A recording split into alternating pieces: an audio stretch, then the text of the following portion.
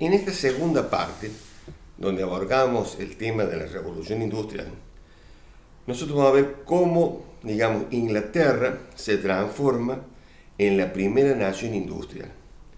La pregunta que debe guiarnos este estudio es ¿por qué en Inglaterra y por qué en la segunda mitad del siglo XVIII?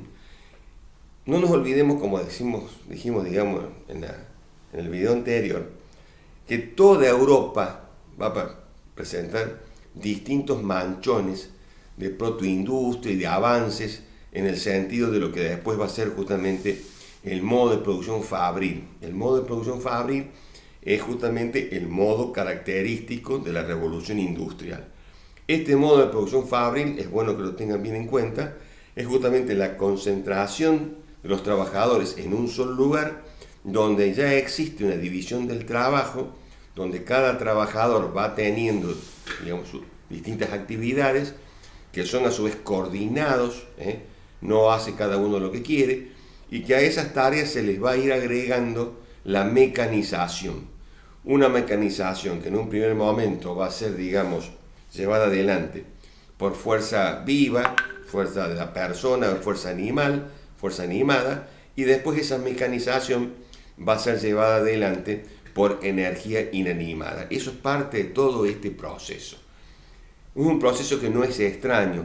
Si nosotros vamos a ver, por ejemplo, en lo que va pasando en otra región, donde, por ejemplo, va avanzando este modo de producción fabril, como es justamente los Países Bajos, hay un autor muy importante, Richard Brenner, que pone que en un momento determinado, en el siglo XVII, los Países Bajos, Holanda y Bélgica, tenían un avance muy importante en este modo de producción, que aparecían justamente como el lugar de Europa más avanzado, y que, bueno, cuestiones institucionales lo van a llevar, y fundamentalmente la guerra anglo-holandesa, ¿no es cierto?, que en donde Inglaterra se termina imponiendo, va a llevar justamente al hecho de que, bueno, sea justamente esta región del continente europeo el que lleva adelante el terminar este proceso de industrialización, y va a ser Inglaterra.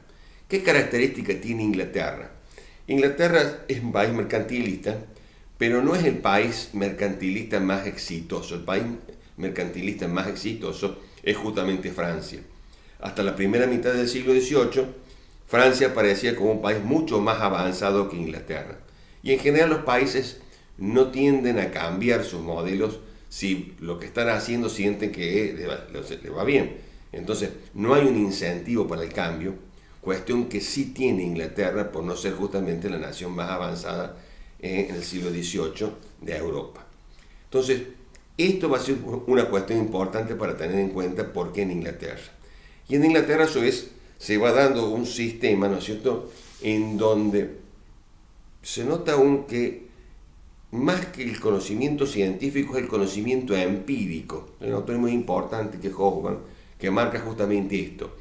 Es el ingenio, ahí viene la palabra ingeniero, que va llevando a la persona que va produciendo algún bien, sobre todo en la parte textil, de donde empieza justamente la mecanización, a pensar en pequeñas máquinas, en máquinas muy simples, fundamentalmente accionadas por la polera palanca, que van a permitir, por un lado, el aumento de la productividad, y por otro lado, que van a ser muy sencillas de fabricar. No se necesitaba un conocimiento experto para poder justamente fabricarla. Esa es una cuestión importante, porque se va desarrollando esto. Pero ¿qué hay también detrás de esto? Que además en Inglaterra, desde antes, existe justamente lo que se llama la ley de patentes. La ley de patentes significa que la idea pasa a ser una propiedad privada. Esto, que hoy nos puede parecer bastante sencillo y natural, fue realmente un cambio muy importante en ese momento.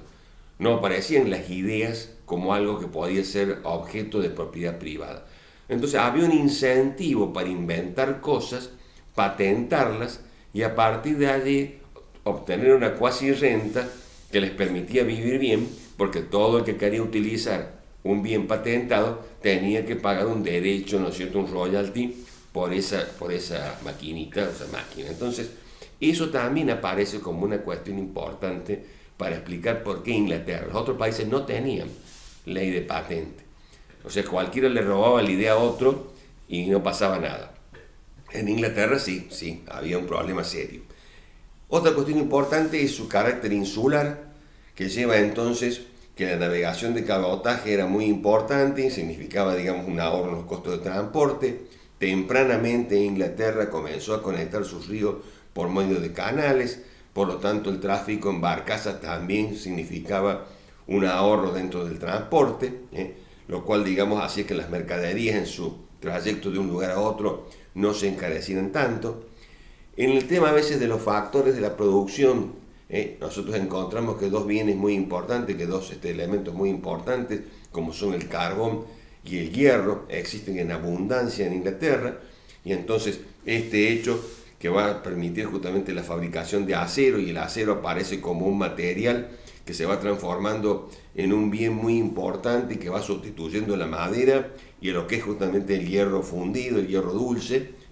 ¿Por qué? Porque presenta justamente que mayor resistencia, es más liviano, más flexible, o sea, es un bien mucho más adaptable para el proceso de industrialización.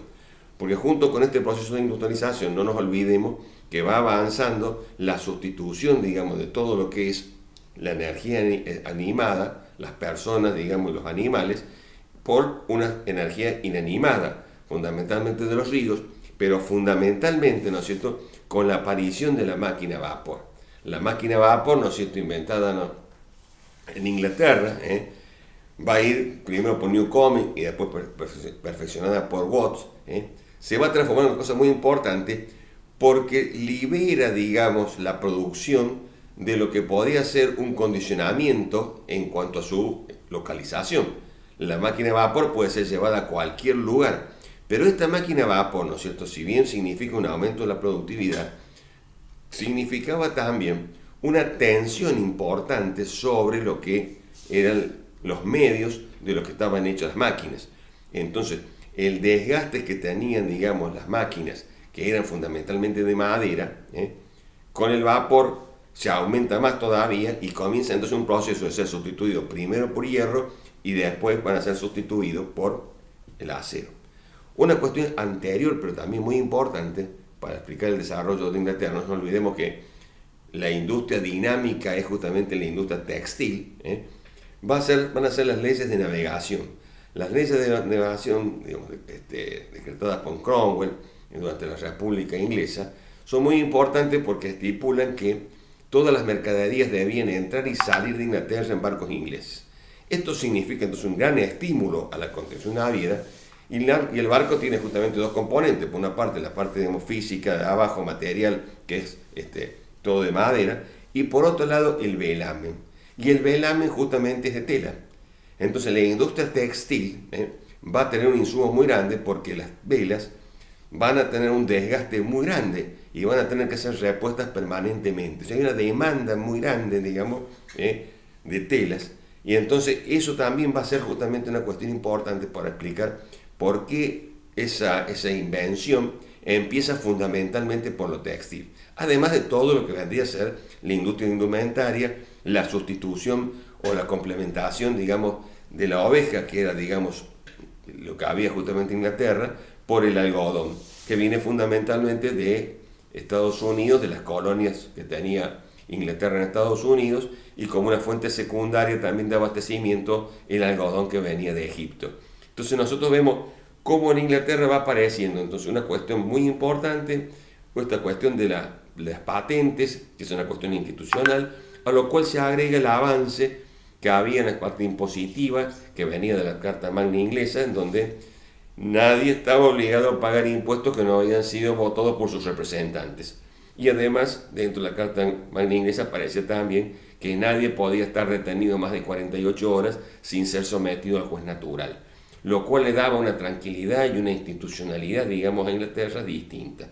Entonces, estas cuestiones que van mostrando entonces algo que siempre recalcamos nosotros, que lo económico no va solo, que lo económico va acompañado por lo cultural, por lo institucional, va a poder justamente explicar por qué Inglaterra va a lograr justamente avanzar en esto. Es también importante algo que ya pasó antes, que es la creación justamente del Banco de Inglaterra, como una especie de banco central importante, con la capacidad de emitir moneda, un desarrollo bancario también que va a ir avanzando en consecuencia con los requerimientos que iba primero haciendo la parte comercial.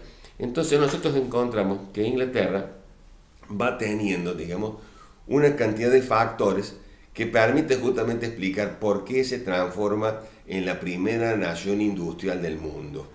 De allí justamente va a saltar este modo de producción fabril, que va a ser llamado en Europa continental el modo de producción inglés, a Europa, a Estados Unidos y al resto del mundo.